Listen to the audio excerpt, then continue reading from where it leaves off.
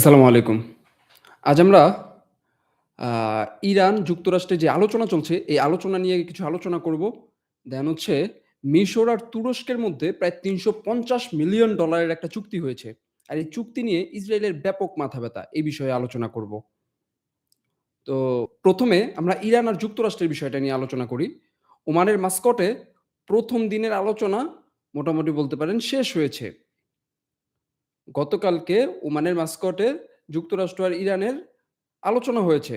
আর ওই আলোচনায় মোটামুটি যুক্তরাষ্ট্র তার যেই চাওয়া ছিল, তার সবগুলো চাওয়া ব্যাপক মাত্রায় চাপিয়ে দিতে চেয়েছিল ইরানের উপর। কিন্তু ইরান মোটামুটি অনড় অবস্থানে ছিল। আব্বাস আরাকচি সরাসরি বলে, মার্কিন যুক্তরাষ্ট্র আমাদেরকে পরমাণু চুক্তির পাশাপাশি মিসাইল ডিফেন্স যেই চুক্তি আছে, মিসাইল প্রকল্প থেকে শুরু করে আমাদের অন্যান্য যেই প্রক্সি গুলোকে আমরা সমর্থন দেই না তারা বলে। মানে আব্বাস আরাকচি বলছে যে, ইরান অন্য কোনো প্রক্সিকে সমর্থন দেয় না। যারা সরাসরি না বললেও সে ঘুরিয়ে পেঁচিয়ে বলছে আরকি যে ইরান কোনো আ ফ্রক্সিকে সমর্থন দেয় না। কিন্তু যুক্তরাষ্ট্র বলছে এই ফ্রক্সিগুলোকে ইরান সমর্থন দেয়। এই সমর্থন বন্ধ করতে হবে এবং পাশাপাশি তাদের যেই ২,০০০ পাল্লার মিসাইল প্রকল্প আছে বা ২,৫০০ পাল্লার মিসাইল প্রকল্প আছে, এটাকে নামিয়ে আনতে হবে। একদম নিম্ন মোটামুটি ১,৫০০ বর্গ কিলোমিটারে নামিয়ে আনতে হবে।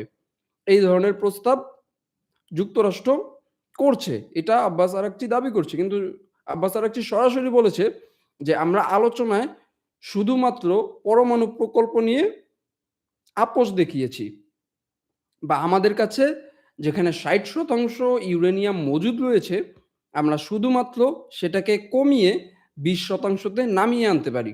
কিন্তু যুক্তরাষ্ট্র চাপ দিচ্ছে যাতে আমরা আমাদের যে ৬০% ইউরেনিয়াম আছে, এই ইউরেনিয়াম আ বাহিরের কোনো দেশে পাঠিয়ে দেই কিংবা এই ইউরেনিয়ামকে 0 মাত্রায় করে ফেলি। কিন্তু আমাদের পক্ষে এটা সম্ভব না। আব্বাস আরাকচি সরাসরি যুক্তরাষ্ট্রকে উত্তর দিয়েছে, "আমাদের পক্ষে এটা সম্ভব না। আমরা আমাদের প্রয়োজন অনুসারে আমাদের দেশের অবকাঠামো ঠিক করতে, আমাদের দেশের ডেভেলপমেন্ট করতে যেই পরিমাণ ইউরেনিয়াম প্রয়োজন, সেই পরিমাণ ইউরেনিয়াম আমরা মজুত করবই।" এই অবস্থায় ১ম দিনের আলোচনা শেষ হয়েছে। কিন্তু এই আলোচনার মধ্যেই ডোনাল্ড ট্রাম্প আর তাদের মিত্রদের নিয়ে খুব গুরুত্বপূর্ণ কিছু ডিসিশন নিয়ে নিয়েছে। যেমন সবচেয়ে ভয়ংকর ডিসিশনটা হচ্ছে বা সবচেয়ে চাপ প্রয়োগকারী ডিসিশনটা হচ্ছে, ইরানের সাথে যেই দেশগুলো বাণিজ্য করবে তাদের উপর ২৫% এক্সট্রা ২৫%। এমনিতেই তো যুক্তরাষ্ট্র মোটামুটি তাদের মিত্র রাষ্ট্র থেকে শুরু করে সবার উপর ব্যাপক মাত্রায় ট্যারিফ আরোপ করেছে। আর ইরানের সাথে যারা বাণিজ্য করবে তাদের উপর এক্সট্রা ট্যারিফ আরোপ করবে। এই ধরনের একটা বিলে ডোনাল্ড ট্রাম্প আজই সাইন করেছে, যেখানে ইরানের সাথে আলোচনা চলছে। এটা মোটামুটি বোঝা যায় যে যুক্তরাষ্ট্র এই আলোচনাকে ভেস্তে দিতে চাইছে। যেখানে আগে ধারণা করা হচ্ছিল বা আগে দেখা যাচ্ছিল যে যুক্তরাষ্ট্র চায় যে আসলে আলোচনা হোক। ইরানের সাথে একটা যুদ্ধ যাতে এড়ানো যায়, মধ্যপ্রাচ্য যাতে একটু শান্তিতে থাকে। কিন্তু ইসরায়েল ব্যাপক মাত্রায় চাচ্ছিল যাতে এই যুদ্ধটা হয়। আর শেষ অবধি ইসরায়েল মোটামুটি সফল হওয়ার দ্বারপ্রান্তে। এই আলোচনা ভেস্তে যাওয়ার জন্য যুক্তরাষ্ট্র যা করা দরকার করছে। পাশাপাশি যুক্তরাষ্ট্র ইরানে তাদের যেই জনগণ আছে, ইরানে তাদের যেই মার্কিন নাগরিক আছে তাদেরকে ইরান ত্যাগ করতে বলে দিয়েছে অলরেডি। যেইদিন আলোচনা হয়েছে সেই দিন। এটার মানে কি? এটার মানে হচ্ছে আমি প্রস্তুতি নিচ্ছি। তোমরা আমার আশেপাশের যারা আছো তারা সরে যাও। আমি যেকোনো সময় হামলা করতে পারি। এমন একটা সাইন বোঝাচ্ছে। তারপর হচ্ছে সাইপ্রাসে ইউকের যেই ঘাঁটিটা আছে এটা নিয়ে খুব বেশি আলোচনা হয়েছে। গ্রিনল্যান্ড নিয়ে যখন ট্রাম্প ঝামেলা করছিল, এখন কিছুটা চুপ আছে। বাট গ্রিনল্যান্ড নিয়ে যখন ঝামেলা করছিল তখন সাইপ্রাসে এই আ যুক্তরাজ্যের যে ঘাঁটিটা আছে এটা নিয়ে খুব আলোচনা হচ্ছিল। যুক্তরাষ্ট্র চাইছিল বা ইউরোপ চাইছিল যুক্তরাষ্ট্রকে গ্রিনল্যান্ডে এমন একটা ঘাঁটি করে দিতে যুক্তরাজ্যের এখন যেই ঘাঁটি সাইপ্রাসে রয়েছে। সাইপ্রাসে যুক্তরাজ্যের যে ঘাঁটিটা রয়েছে, সেই ঘাঁটিতে যুক্তরাজ্য সে নিজে থাকে এবং যেই জমিটুকুর উপরে তার ঘাঁটি আছে, সেই জমিটুকু পুরোটাই হচ্ছে যুক্তরাষ্ট্রের বা যুক্তরাজ্যের অধীনে। তো ইউরোপিয়ান নেতারা চাইছিল ট্রাম্পকেও এমন একটা ব্যবস্থা করে গ্রিনল্যান্ডে মোটামুটি শাসনভার তুলে দিতে, যেই অঞ্চলগুলোতে মার্কিন সেনা থাকবে। যুক্তরাজ্যে যুক্তরাজ্য এখন সাইপ্রাসে যেটা করছে, একটা অঞ্চল নিয়ে মোটামুটি ওই অঞ্চলকে স্বায়ত্তশাসন করছে। ওই অঞ্চল তাদের নিজস্ব। ওই অঞ্চলকে তারা নিজের ভূমি হিসেবে নিয়ে নিয়েছে। তো যুক্তরাষ্ট্রের সাথে এমন একটা ডিলে আসতে চাইছিল ইউরোপীয় দেশগুলো যে, যেই জায়গাতে মার্কিন যুক্তরাষ্ট্রের ঘাঁটি থাকবে, ওই জায়গাটুকু সহকারে আশেপাশের কিছু জায়গা যুক্তরাষ্ট্রের কন্ট্রোলে থাকবে এবং পাশাপাশি গ্রিনল্যান্ডের সকল ধরনের ডিসিশন যুক্তরাষ্ট্রের সাথে মার্জ করে বা যুক্তরাষ্ট্রের সাথে আলোচনা করে নেয়া হবে। মোটামুটি ইনডাইরেক্টলি যুক্তরাষ্ট্রের হাতে গ্রিনল্যান্ডকে তুলে দেওয়ার মতো। তো সেই বেজে যুক্তরাজ্য প্রায় ৬ টি F-35 যুদ্ধবিমান নতুন করে এনেছে। আলোচনা শুরু হওয়ার পরেই। আলোচনা শুরু হওয়ার পরে নতুন করে ৬ টি F-35 যুদ্ধবিমান যুক্তরাজ্য সেই ঘাঁটিতে এনেছে। ১২ দিনের যুদ্ধে, গত ১২ দিনের যুদ্ধে, গত ২০২৫ এর জুন মাসে যে যুদ্ধ হয়েছিল ইসরায়েল আর ইরানের, সেই যুদ্ধে যুক্তরাজ্য সেই এয়ারবেস থেকেই তাদের F-35 থেকে শুরু করে রাফায়েল এবং অন্যান্য যুদ্ধবিমানগুলো উড়িয়ে ইরানের মিসাইল ঠেকিয়েছিল। ইরানের ড্রোন ঠেকিয়েছিল। তো এখন যেহেতু এই ঘাঁটিগুলোতে যুক্তরাজ্য তার বিমান আনছে, এতে করে কি বোঝায়?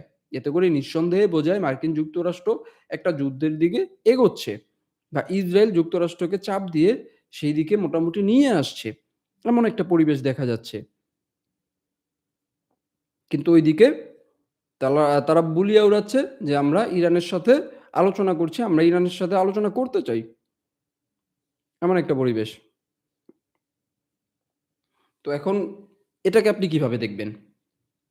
যুক্তরাষ্ট্র একদিকে বলছে যে আমরা আলোচনা করছি, আরেকদিকে ইরানের উপর হামলার জন্য ব্যাপক মাত্রায় তোড়জোড় চালাচ্ছে এবং পাশাপাশি তাদের যে রণতরী ছিল ইউএসএস আব্রাহাম লিঙ্কন, সেই আব্রাহাম লিঙ্কনের সাথেও হচ্ছে আরো কিছু যুদ্ধবিমান এনেছে। তারপর হচ্ছে তাদের এয়ার ডিফেন্স সিস্টেম বাড়িয়েছে। মোটামুটি ধাপে ধাপে তাদের যুদ্ধ প্রস্তুতি আরো শক্তিশালী করছে। এবং হয়তোবা ধারণা করা হচ্ছে যে ইরান পানির নিচে বা হরমুজ প্রণালীর নিচে যেই টানেল দেখিয়েছে, সেই টানেল প্রতিহত করার জন্য, সেই টানেল থেকে যাতে মিসাইল বেরিয়ে হামলা না করতে পারে, এই ধরনের টেকনোলজি দিয়ে ইরানকে আটকানোর জন্য মার্কিন যুক্তরাষ্ট্র একটু সময় ক্ষেপণ করছে যাতে এই ট্যাকটিক্স তারা পরিপূর্ণভাবে সাজাতে পারে।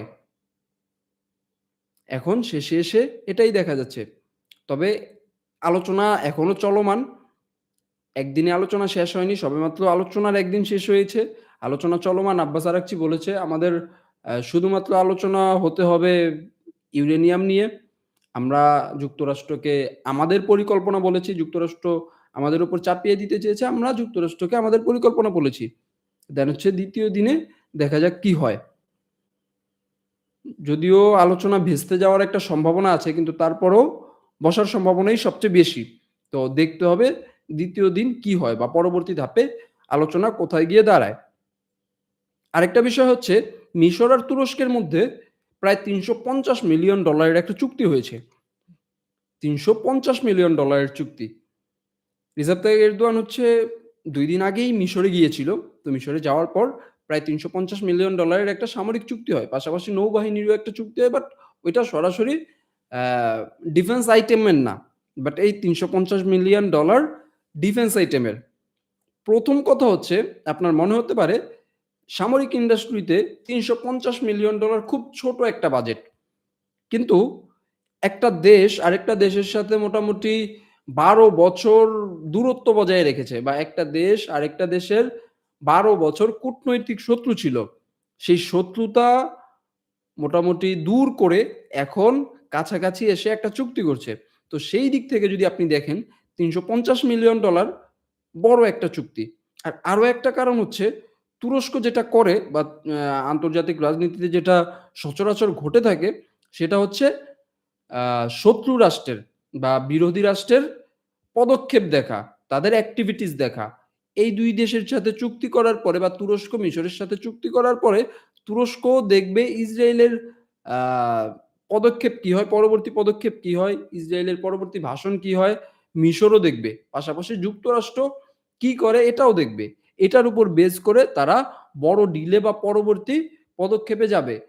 এর পাশাপাশি তুরস্ক আসলে মিশরকে কতটা সহযোগিতা করে, তারপর হচ্ছে তুরস্ক মিশর থেকে কতটুকু সহযোগিতা পায়, এই জিনিসগুলো বোঝার জন্য ফার্স্টে ছোট একটা ডিল হয়। দেন হচ্ছে ধাপে ধাপে এই ডিলগুলো বিলিয়নস অফ ডলারে চলে যায়।